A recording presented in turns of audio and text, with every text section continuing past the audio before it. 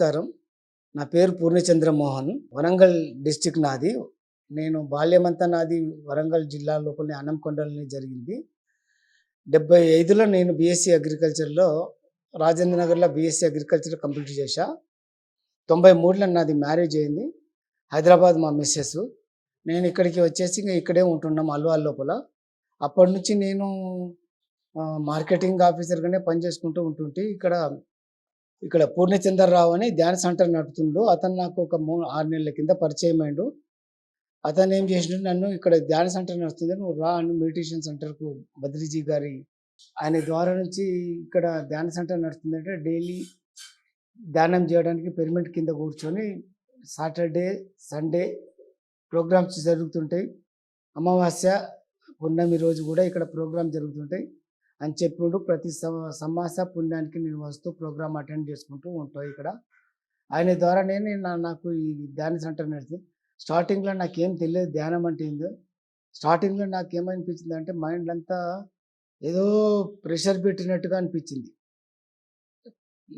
తర్వాత పిరమిడ్ కింద కూర్చున్నాక ఒక గంట సేపటికి నన్ను ఎక్కడికో తీసుకుపోయినట్టుగా ఏమో ఆలోచనలు ఏదో అన్నీ దూరమైపోయి శ్వాస మీద ధ్యాస, అదే శ్వాస తీసుకుంటూ ఉండి నాకు మైండ్ అంతా ఒక విధంగా చేంజ్ అయిపోయింది.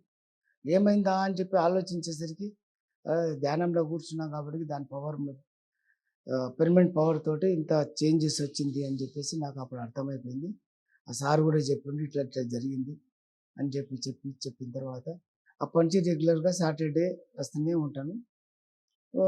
తర్వాత సండే, తర్వాత ప్రోగ్రామ్స్ ఎక్కడ ప్రోగ్రామ్ జరిగితే అక్కడికి కూడా అప్పుడప్పుడు వెళ్తూ ఉంటాను.